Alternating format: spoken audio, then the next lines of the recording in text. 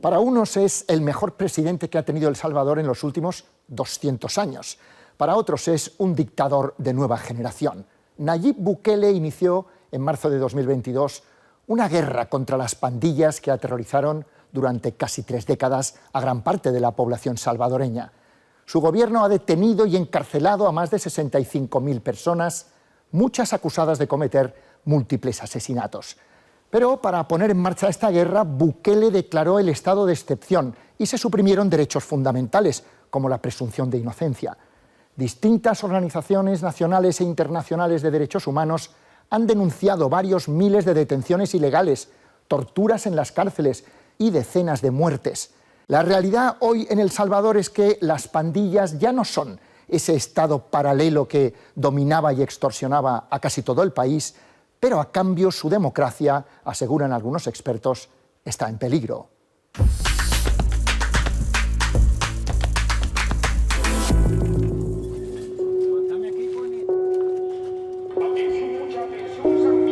Ya llegó Producciones Morales Circus. Soy nacido en el circo. Tengo 48 años y toda mi vida la he hecho en el circo.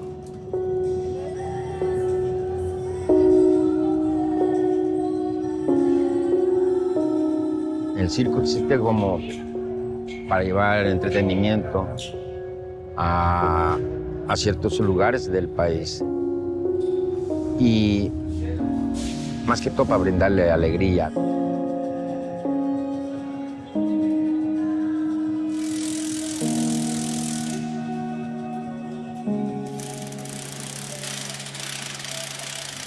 Acuérdese que el país ha sufrido mucho tiempo ya de delincuencia. Hubo un momento que era uno de los países más peligrosos del mundo.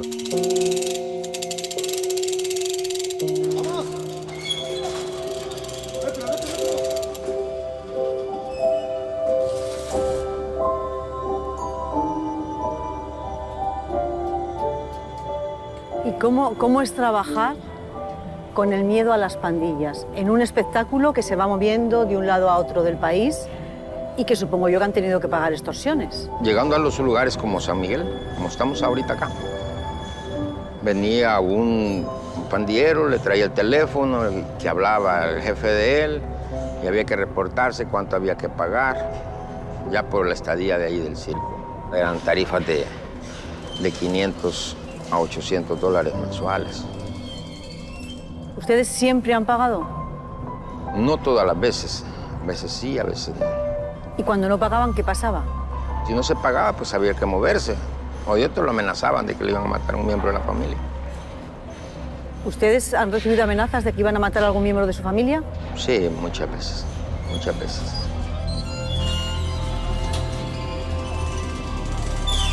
Están invitados a divertirse a nuestro alegre espectáculo de circo en Plaza de Toros hoy. Diviértase con la maravilla mecánica de más de 10 metros de altura, el Splinter gigante, sin faltar el mejor espectáculo de motocross al extremo, el fantástico Lomo de la Muerte. Diviértase hasta más no poder con toda la locura de los talentos de Producciones Morales. Nunca has visto nada igual.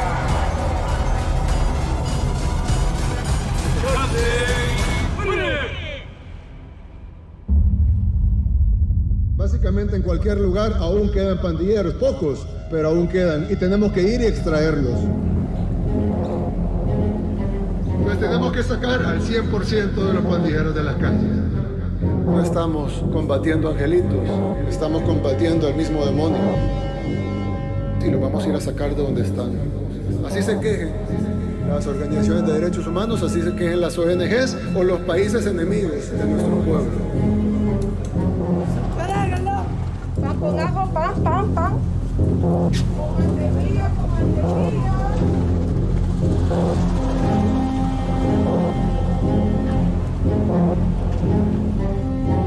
Y por eso es que ahora tenemos un régimen de excepción que nos permite tener herramientas que no teníamos antes para combatir la delincuencia. Va a buscar a este sujeto aquí, en esta dirección. Y si el sujeto se encuentra este sujeto en la vivienda, se va a proceder a la detención. ¿Cuánto va a durar el régimen de excepción? Lo que sea necesario. El régimen de excepción es básicamente la consolidación de un Estado militar y policial. Por un lado, en la medida en la historia de El Salvador que más ha desarticulado el control de las pandillas en El Salvador, eso es un hecho.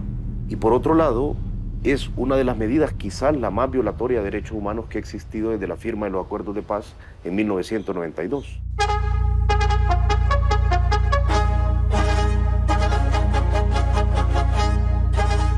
Anuncio al pueblo salvadoreño que he decidido correr como candidato a la presidencia de la República.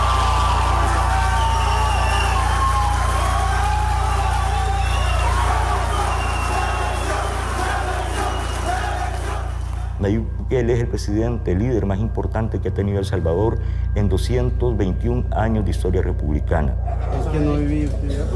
No, como era alquilada la casa.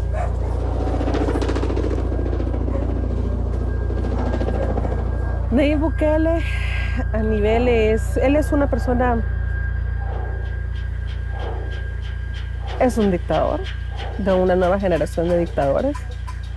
Es alguien que tiene una obsesión por su imagen y la sabe vender muy bien. Él es un dictador populista.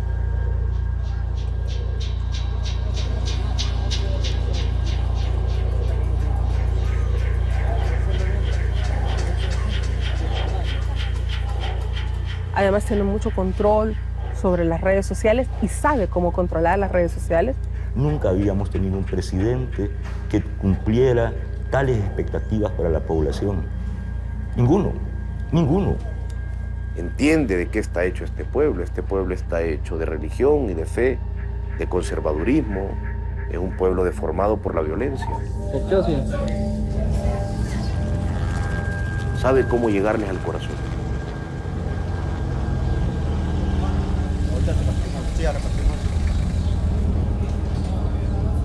El Salvador se ha convertido en el país más seguro de América Latina.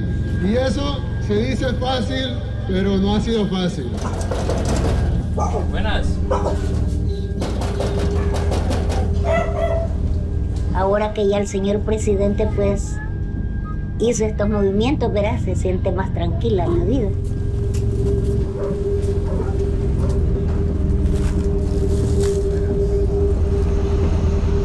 Pues está excelente, pues hay mayor seguridad. Pues uno puede salir y ya no sale con temor a nada.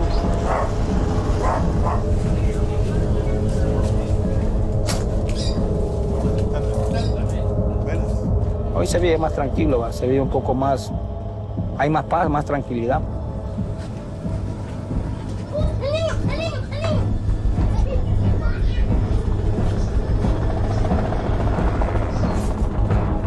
No, estamos mejor ahora. Primeramente Dios, así siga todo.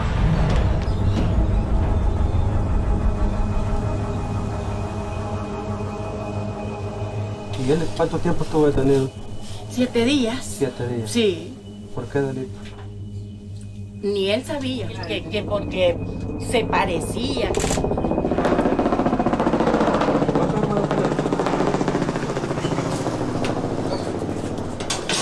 Ser presidente de la República no me da poder. El poder lo da cada una de las esperanzas que ustedes han puesto en mí y que ustedes han puesto en este proyecto. Y sobre todo, que ustedes han puesto en ustedes mismos, que El Salvador puede cambiar. No quiero ni pensar cuánta gente perdió la vida en estos escasos 50 metros cuadrados.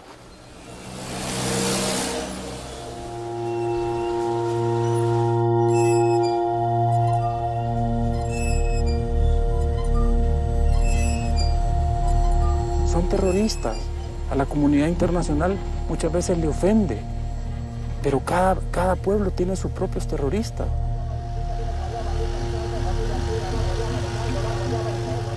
Para ser miembro de esta estructura terrorista tenían que matar a salvadoreños de bien. Cuando nosotros iniciamos esta guerra, estos ya llevaban un cuarto de la comunidad que iban tomando las casas. cierto, no es un escenario de casas destruidas por bombas ni por guerra, pero es el reflejo del cáncer de este terrorismo que estamos combatiendo. No solo era quiero tu casa, quiero tu carro, en tu moto me vas a andar haciendo todos estos mandados, me vas a dar a tu hijo que ya tiene 14 años para que se pase a la pandilla, o las niñas incluso, cuando ya tenían 14, 15 años, el palabrero las mandaba a traer para tener relaciones sexuales obligadas.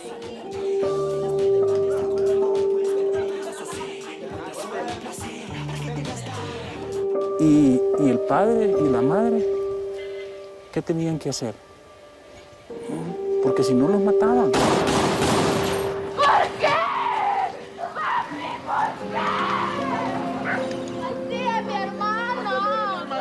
El Salvador tiene más de 30 años de tener un problema muy serio con las pandillas. Absolutamente ninguna persona en este país puede decir que no estaría a favor de combatir a las pandillas. Hubo un año, 2015, esto es absolutamente verificable en cifras oficiales, 2015, en que hubo 30 asesinatos por día durante los 365 días del año.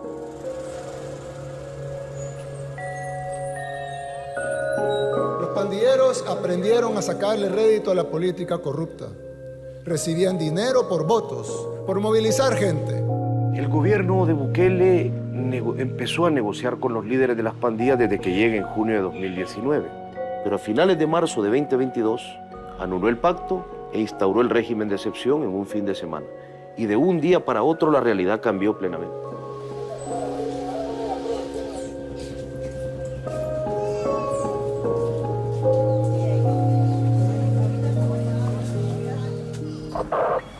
You'll have to stop the vehicle. Press the when it runs through and it's playing vehicle. No me diga que entienden lo que es sufrir. En las calles, donde tengo mi familia, nos miran pasar y nos llaman pandilla. Naturalmente la gente huyó a Estados Unidos por las redes familiares y naturalmente huyó al sur de California, por el lenguaje, porque ahí estaba la instalación de la comunidad latina hispana más grande. California es la capital mundial de las pandillas, hay más de 64 pandillas. La calle es donde viven, la calle es su escuela, la gente se esconde, no sale para afuera. Estos jóvenes que huían no buscaban violencia, huían de la violencia. Pero Estados Unidos, con sus políticas migratorias, les conminó a un espacio donde la violencia era la única forma de defenderte. Se escuchan los disparos de los mercenarios, lo estamos acabando y solo presentamos. Cuando Estados Unidos se dio cuenta de que existía esa pandilla, hizo lo que siempre hace, deportar. Nos mandó a 4.000 pandilleros entre el 89 y el 94 deportados. Una de las inyecciones más letales que nos han hecho.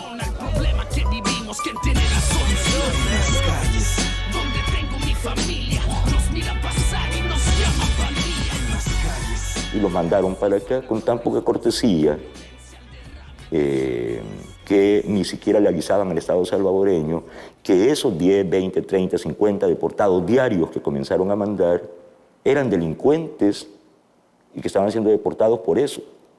Entonces llegaban aquí, llegaban al aeropuerto y ahí salían a su casa a buscar a su familia. No tenían que pasar por un proceso judicial acá. Pero cuando llegan deportados aquí todos eran iguales. Tenían que pelearse entre ellos. No podían dejar de pelearse. Si no sos pandillero y no tenés un enemigo, no tiene sentido ser pandillero. Esos 4.000 pandilleros se convirtieron en más de 70.000 solo en este país. Las pandillas florecieron en estos barrios pobres, en estos barrios hacinados, ¿verdad? Donde la tasa de natalidad es muy altísima. Y esta misma pobreza y saturación de habitantes producía más pandilleros. Marvin, ¿qué es lo que ocurría en este barranco? Bueno, en este barranco aquí se reportó el asesinato de muchas personas. Los pandilleros del barrio 18 traían acá a sus víctimas. Aquí violaban a las mujeres primero. Después las asesinaban y las enterraban. ¿Las tiraban aquí? Las tiraban aquí o las dejaban semienterradas.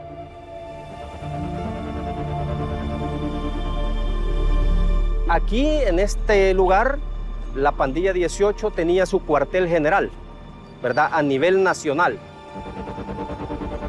Aquí, digamos, en estos pasajes, aquí había mucha presencia de pandilleros armados. Ellos interceptaban a las personas, aquí se las llevaban, las introducían en otros pasajes donde ellos tenían guaridas, ¿verdad? Que ellos les llamaban casas destroyer, y ahí pues las asesinaban.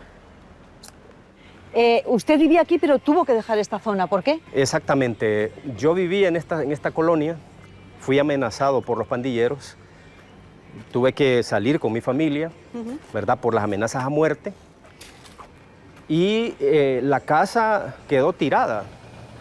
¿Usted era policía? ¿No podía hacer nada? No podíamos hacer nada, estábamos atados de pies y manos.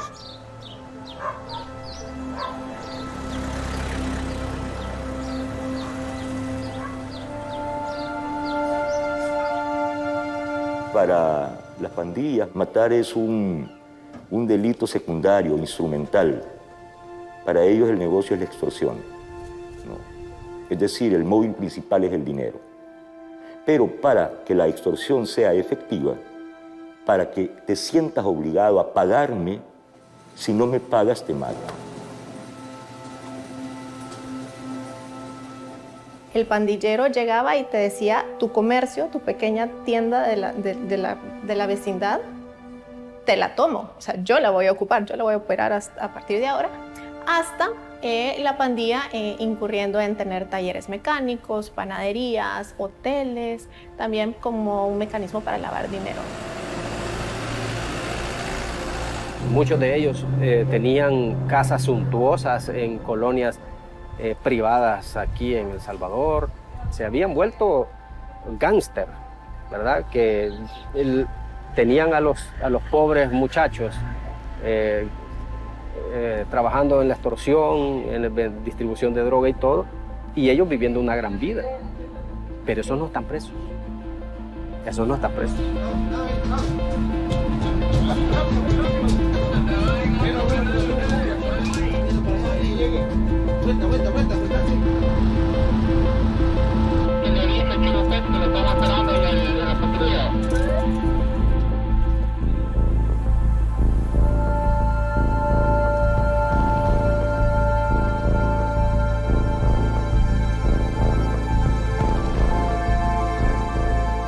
¿Quiénes van al SECOT?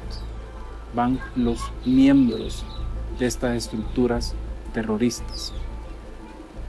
Los que fueron brincados, los que ya mataron a más de un salvadoreño para ser parte de esa organización criminal.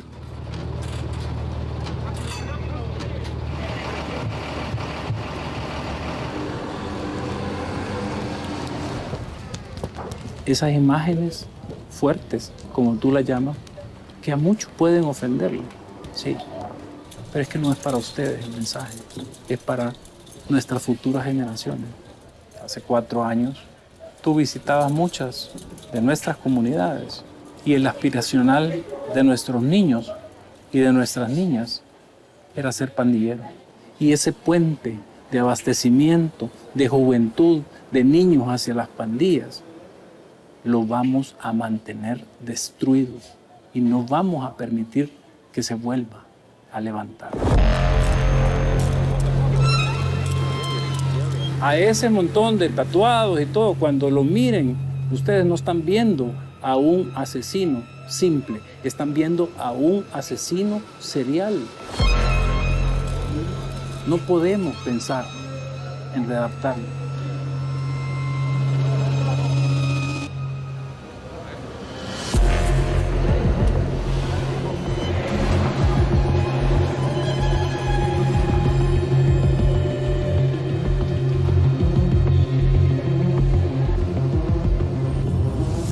Descalzos, sin camisa, en calzoncillos, pobrecitos los muchachos.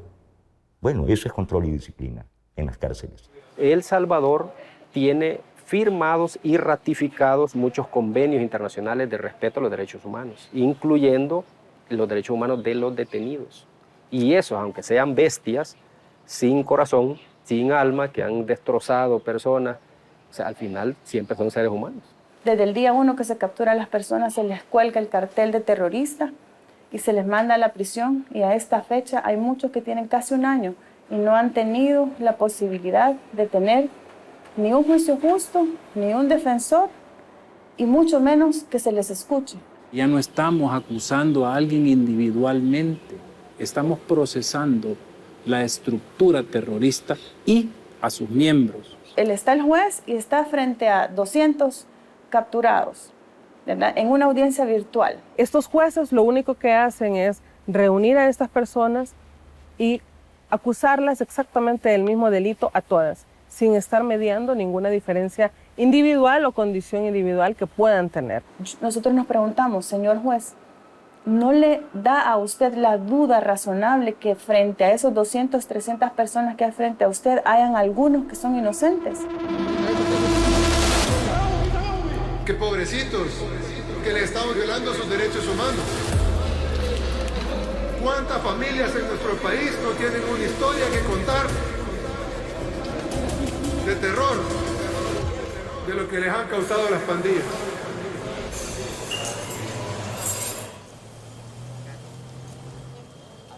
El paquete lleva una camiseta, un boxer, un par de calcetines, toalla, sábana, lleva papel higiénico. ¿Cuál es el precio del paquete? Hay de a 35, de a 25, de a 40, como según el precio le guste al cliente. El Estado no se encarga en la práctica de mantener a todas las personas. Las familias tienen que llevar, algunas mensual, algunas trimestral, un paquete de alimentación a sus personas, a sus familiares.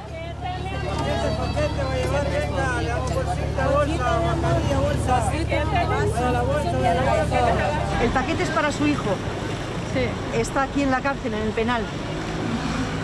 ¿Y por qué está aquí él? ¿Por qué le detuvieron? Por nada, solo porque quieren tenerlo a él. Él es inocente de todo eso.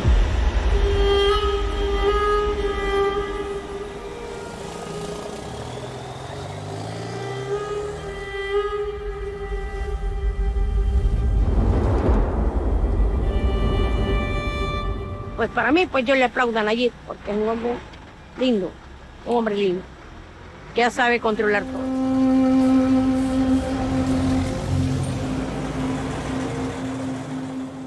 Había gente que solo solo porque andaban hay veces en estado de ebriedad o haciendo desórdenes, los metíamos en el mismo paquete, ¿va? Y esa gente no era pandillera, o sea, cuando empezó el régimen nos ponían traer tantos por patrulla de detenciones de pandilleros, ¿va?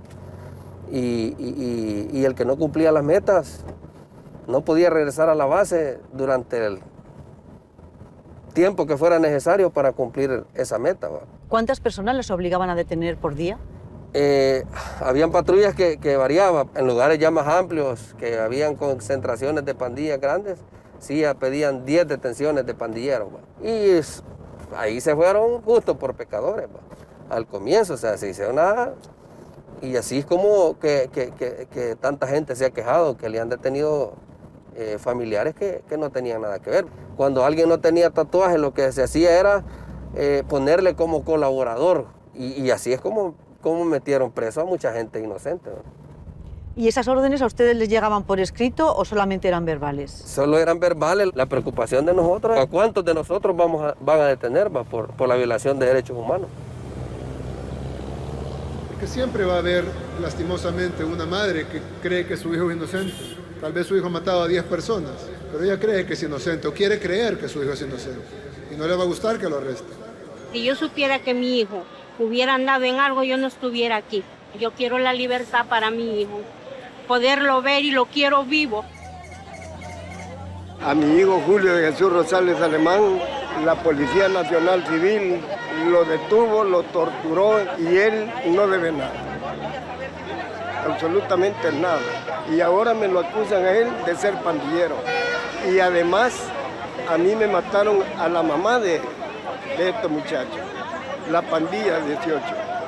Fue asesinada por la pandilla. La Mara 18 la mató, le pegaron 7 balazos.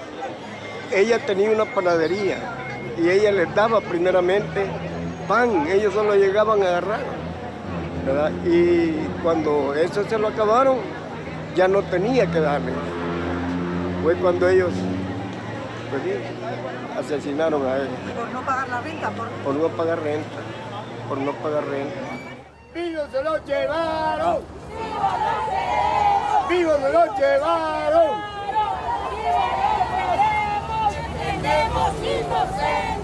Cuando nosotros en el Faro obtuvimos los expedientes ocultos de 665 personas y vimos de qué estaban acusadas y cómo la Fiscalía había sustentado la acusación, en algunos casos solo decían se le arrestó por nerviosismo, en algunos casos solo venía el documento de identidad y esa era toda la razón por la que estaban refundiendo a alguien en las cárceles.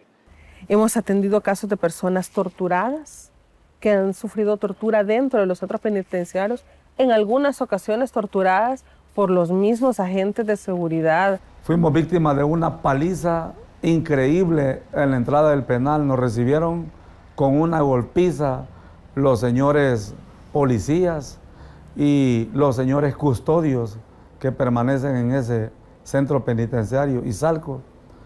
Hicieron un pasillo que le llaman ellos y uno tiene que pasar en medio de las dos formaciones. Y lo garroteaban, lo pateaban, le daban de puñetazos. Pasé agonizando 4 días.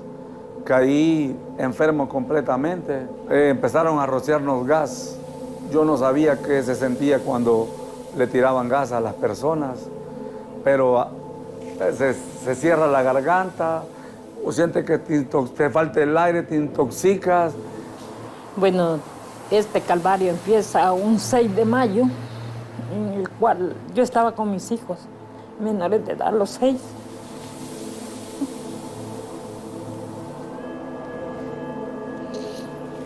Fuerza, Lolita, ánimo.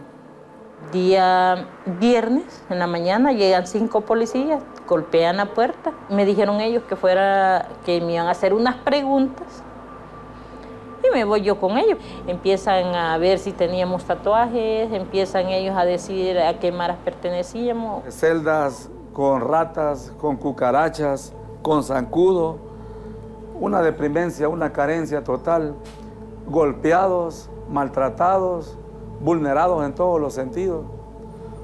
Los sacan a formación para conteo, en una forma deprimente, como una rana que va saltando como una rana y con garrote en la espalda para que camines como una rana en salto. Empezaron a dar un tiempo de alimentación, llegaban y la tiraban a la celda y ahí caía uno como un perrito, como un animalito, a agarrar su tortilla y a lamer lo que caía del suelo de frijoles.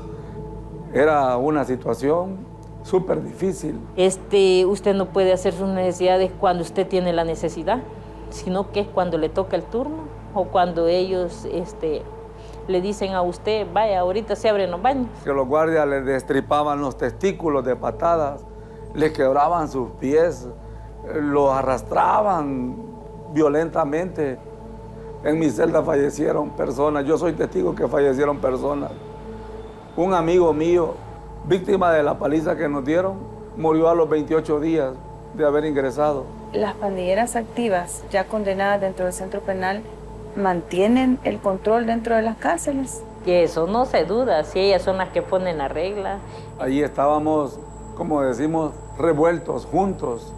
Allí habían integrantes de las agrupaciones que son enemigas. Allí conviviendo todos, donde ellos ponían sus reglas, donde ellos imponían sus normas y debíamos de acatarlas y someternos. Lo mandan más a la miseria uno. No sé qué pretende este gobierno, así se lo digo, con estas capturas que hace.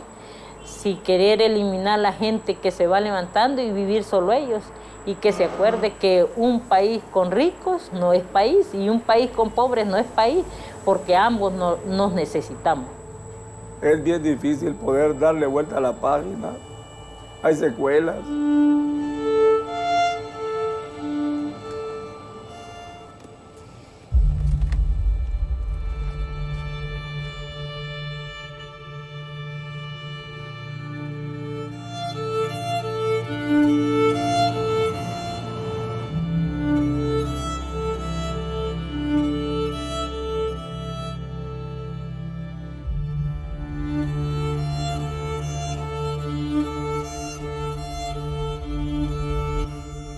Ya las familias ya no tienen miedo a salir, ya las familias tienen más libertad, que las extorsiones bajaron, homicidios bajaron.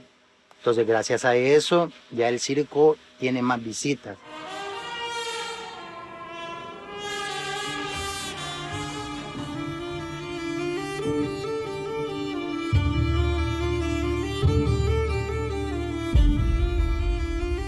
¿Ustedes han notado, Felipe, que desde que está el estado de excepción viene más gente al circo? Sí, mucho más.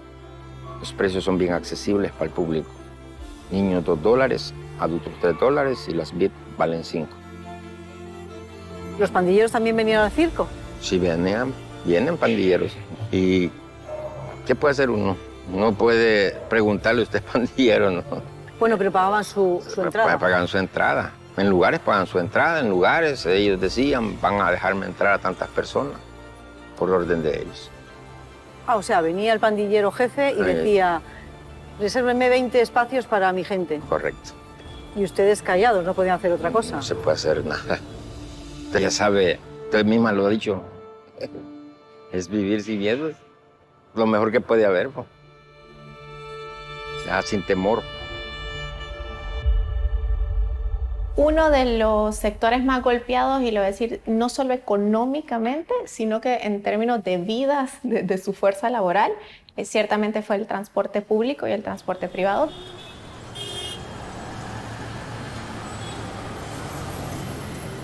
Del 2001 para acá fueron asesinados alrededor de 3.500 entre motoristas y empresarios, porque también asesinaron a varios empresarios. Personas que yo conocía de muchísimo tiempo, amigos personales que fueron asesinados de la forma más cobarde. Cuando habla de motorista se refiere a conductor de autobús. Exactamente. El que conduce el autobús nosotros le decimos motorista, chofer, o sea... ¿Cómo ha afectado las extorsiones que les hacían las pandillas a este sector? Estamos hablando de cantidades que en algunas rutas sobrepasaban los $15.000 mensuales. ¿Sí? Y en algunos casos, por ejemplo, póngale, pedían aguinaldo como que si fueran trabajadores de la empresa. O sea, al fin de año había que darles doble. Y si a veces capturaban a uno de los jefes, pues llegaban y decían, miren, necesitamos $5.000 por pagarle al abogado. O sea, prestado, un dinero prestado que jamás iba a retornar.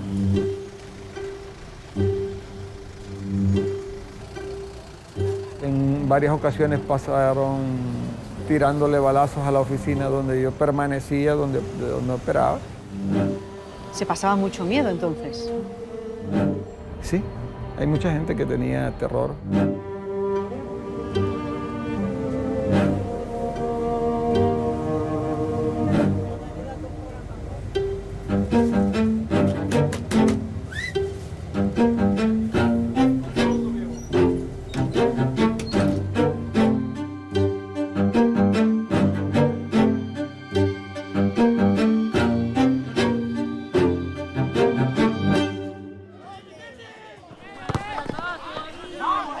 El fútbol es el deporte rey, se llama. O sea, está en todas partes, con una pelota, con un vaso, hasta con una piedra se puede jugar fútbol, ¿va? Y es lo más fácil, ¿va? El partido es para unificar la colonia, ya que la colonia ha estado por mucho tiempo dividida. Entonces estamos aprovechando que por medio del fútbol hacer la unificación de toda la colonia. Nosotros no lo estamos haciendo porque las condiciones han cambiado, ¿va? Pero hace un año no lo hubiéramos hecho.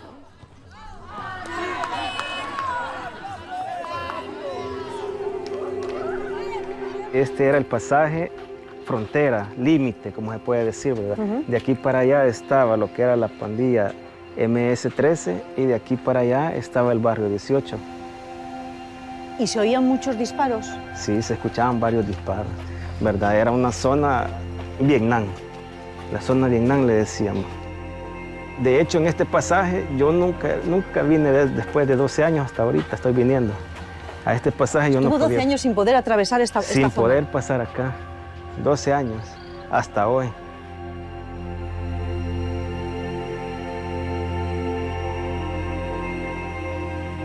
Bueno, acá les voy a mostrar ahora, ¿verdad? Donde hubieron varios asesinatos, ¿verdad? Ajá, acá, ¿en esta calle? En esta calle, correcto. Allá donde va, ahí por ese carro, había un grupo de 5 o 6 personas, Sí. ¿verdad? Ellos eran compañeros de equipo mío, jugábamos en el mismo equipo de fútbol y pasó un carro en esta carretera, en esta calle principal, ¿verdad? Disparándoles, ¿verdad? Matando a 4 amigos míos ahí.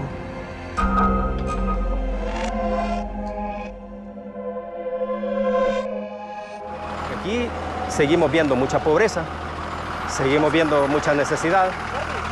¿Cómo estamos? Seguimos viendo mucha necesidad, seguimos viendo esos elementos que dieron pie al florecimiento de las pandillas, todavía los vemos acá.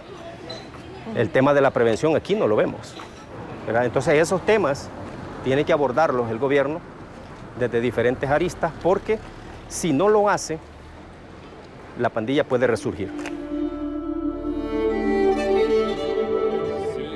Rapeo porque ahora puedo, porque antes no podía, porque había mucho miedo. Por eso es que yo hipnotizo en las instrumentales, porque antes creían que éramos criminales. Ahora ya me puedo dar un poco más a conocer con las personas, ya que soy rapero, pero antes era bien difícil por la delincuencia, porque te denigraban y te consideraban como tal. Que estaba haciendo un crimen o algo así. De ellos, pero hay una gran diferencia entre ser pandillero y ser un rapero. ¿Y a ti alguna vez te dijeron, vente con nosotros? Sí, creo que muchos jóvenes fuimos víctimas de eso. Cuando ellos como que te tratan de meter a las pandillas es porque, o sea, te están obligando o te dicen, hey, mira, te vas a meter o vamos a matar a tu familia. Entonces, en ese momento es cuando te tienes que ir de acá. Ya cuando ya las cosas en medio calmaron, entonces fue que regresé. ¿Cómo os imagináis el futuro en este país? O sea, ahora se hacen cosas que antes era como que no te las imaginabas. Siempre han quedado así. Siluetas de las pandillas, niños que crecieron viendo cosas que no deberían. Entonces eso me lleva a estudiar y querer ayudar, ¿verdad?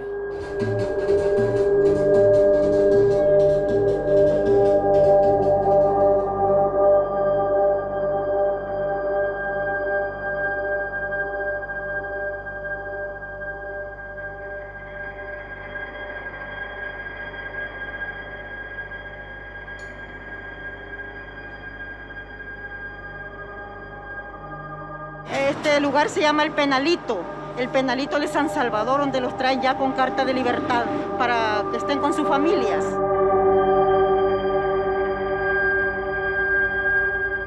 Puedo manifestar que el régimen de excepción se va a levantar hasta que capturemos al último miembro de estas estructuras terroristas en suelo patrio. Pero ¿cómo se sabe, ministro, que esa persona va a ser la última persona pandillera que hay en el país? Andamos tras ellos y no vamos a dejar a uno, a esa célula cancerígena activa en nuestro territorio salvadoreño. Solo la gente humilde y trabajadora se están llevando, solo los más pobres son los que están agarrando.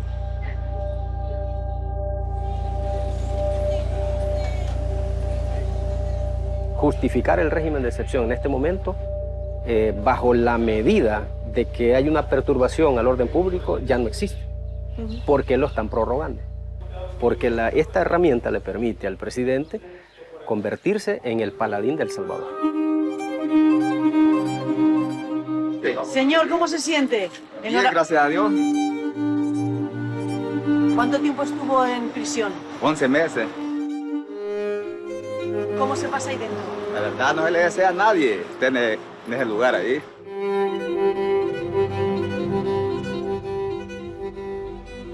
Digo que le agradezco a este gobierno, porque ha sacado bastante gente que tal vez andaba haciendo el mal allá afuera. Pero por eso que hizo, alcanzamos todo. No pierdan de vista una cosa, todo lo que está pasando en este país, todo está ocurriendo en un año preelectoral. Bukele se va a reelegir inconstitucionalmente, la Constitución prohíbe la reelección en varios artículos. Han cambiado toda la ley electoral para ahora sí poder cambiar el código electoral antes de las elecciones, antes no lo podías cambiar un año antes. Y va a ganar por paliza a quien se le ponga la par. Y aún así va a ser un presidente inconstitucional, pero que la gente le viera a votar, la gente viera en fiesta a votarle. La gente en este país ama a Nayib Bukele.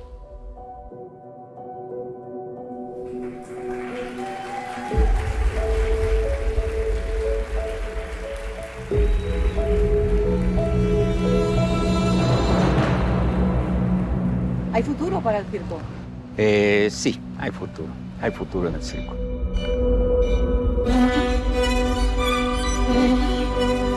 Fíjese de que ahorita, como lleva el país el gobierno, lo sentimos bien seguros y con ganas de seguir metiéndole a nuestros negocios, porque ya se trabaja, se respira un aire de libertad.